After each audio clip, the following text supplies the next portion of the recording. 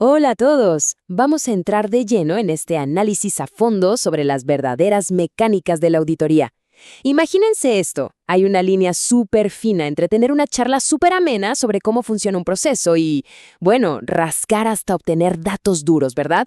El objetivo hoy es descubrir cómo dejar atrás las simples cortesías para asegurar hechos totalmente verificables. Básicamente, vamos a aprender a formular las preguntas exactas que transforman las palabras en evidencia real y palpable. Es como crear un blindaje absoluto contra la subjetividad. Para lograr este nivel de maestría tenemos una hoja de ruta súper clara y directa. Vamos a ver 5 puntos clave. La diferencia entre conversación y auditoría, el poder de las preguntas de apertura y seguimiento, cómo manejar la presión del silencio, la habilidad tipo rayos X de detectar lo que no está y cerramos con el caso concreto. En resumen, esta es la caja de herramientas estratégica para transformar a un entrevistador estándar en un investigador totalmente impulsado por la evidencia. Vamos con el punto número 1, conversación versus auditoría. O, dicho de otra manera, la gran diferencia entre comprender y verificar. A simple vista, una charla de pasillo y una auditoría se ven igualitas, ¿no? En ambas hay preguntas, hay respuestas, todo fluye. Pero el objetivo final de cada una es como el agua y el aceite. Miremos el lado izquierdo. En una conversación normal, la meta es simplemente entender cómo funcionan las cosas de forma natural, generar empatía. Pero si pasamos al lado derecho, ¡wow!, el juego cambia por completo. En una entrevista de auditoría, el propósito es radicalmente distinto. Aquí no nos sirve solo la narrativa o la historia que nos cuentan. Necesitamos obtener evidencia verificable de que las cosas pasan tal cual lo exige la norma. O sea, buscamos la prueba tangible que sostenga esa historia. Pasemos a la sección 2, las preguntas. Específicamente, cómo usar la apertura y el seguimiento. Acá es donde la cosa se pone verdaderamente interesante. Piensen en esto como una especie de taxonomía que dicta cómo fluye la información en una sala. Por un lado tenemos las preguntas de apertura, tipo, oye, ¿qué pasa cuando ocurre un error? O, ¿cómo reciben los requerimientos? Estas son abiertas, crean movimiento y obligan a la otra persona a mostrar evidencia en lugar de solo contarla. Literalmente, una sola de estas preguntas bien lanzada nos puede dar 10 minutos de un diálogo súper útil, claro, si sabemos escuchar. Pero ojo con las del lado derecho, las preguntas de cierre. Cosas como, ¿está todo bien o cumplen con el plazo? Es natural querer hacerlas para evitar fricciones, pero te dan un simple sí o no. Cortan la plática de tajo y ¡boom!, se detiene toda la verificación. Entonces, el punto crucial aquí es saber cuándo dar el giro. Ahí es donde entra nuestra reina táctica, la pregunta de seguimiento. Digamos que les dicen, sí, claro, siempre cumplimos con los plazos. El impulso de un novato sería decir, ¿seguros? Y pasar a otra cosa. Pero un auditor crack pivotea y lanza esto. ¿Me pueden mostrar el último caso en que eso ocurrió?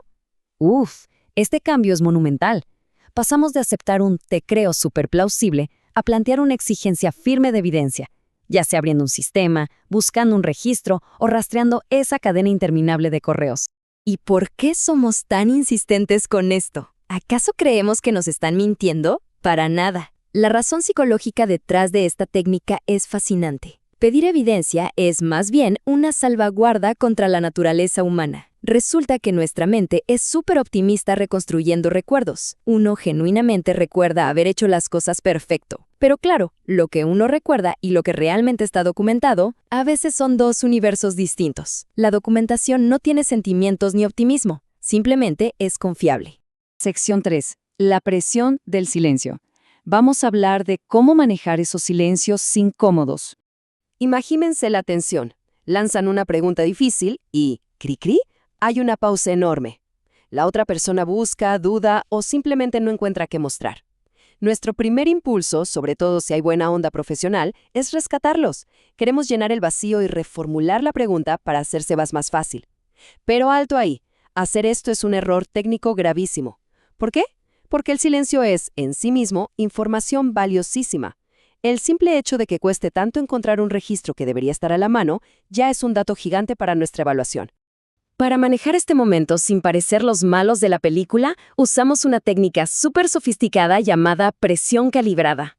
Esto significa mantenernos firmes en nuestro objetivo, siendo increíblemente amables, sin confrontar pero sin ceder ni un milímetro.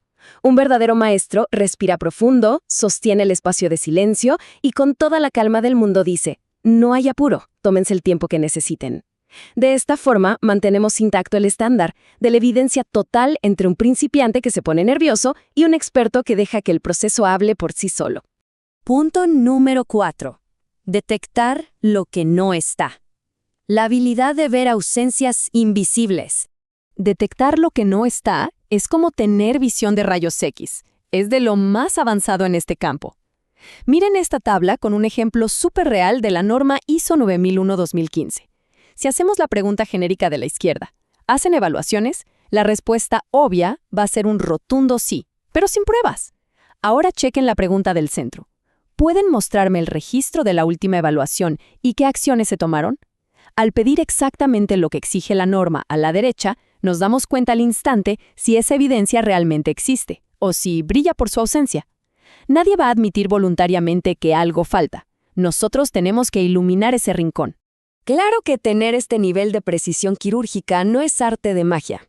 Como nos recalca el material de origen, la especificidad requiere que hagamos nuestra tarea mucho antes de pisar la sala de reuniones. Si entramos con una idea general y borrosa de la norma, nuestras preguntas van a ser vagas y las respuestas, exacto, igual de vagas y sin valor.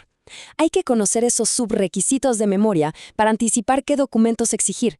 La especificidad es nuestro escudo protector definitivo contra las evasivas, por más bien intencionadas que sean.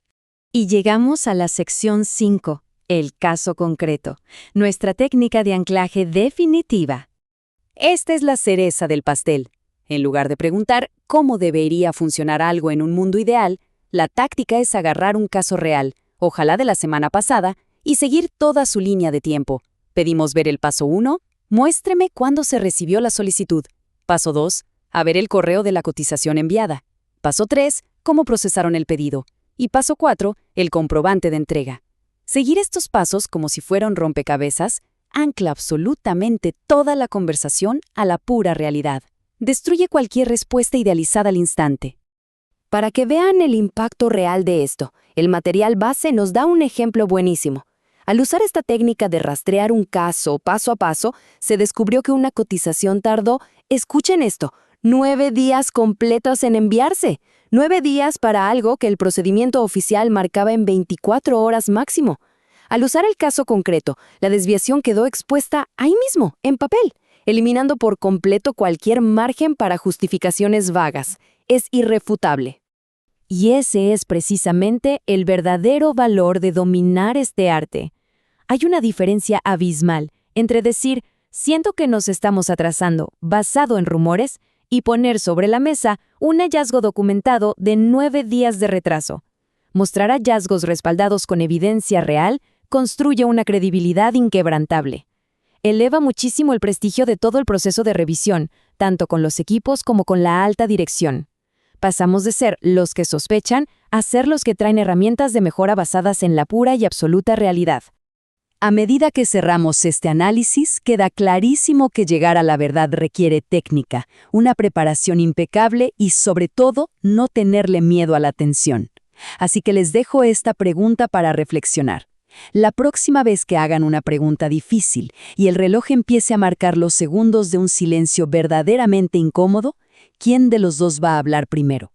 Ojalá abracen esa tensión y dejen que el silencio revele la información oculta. Con esto concluimos este recorrido estratégico sobre el verdadero arte de generar evidencia. Hasta la próxima.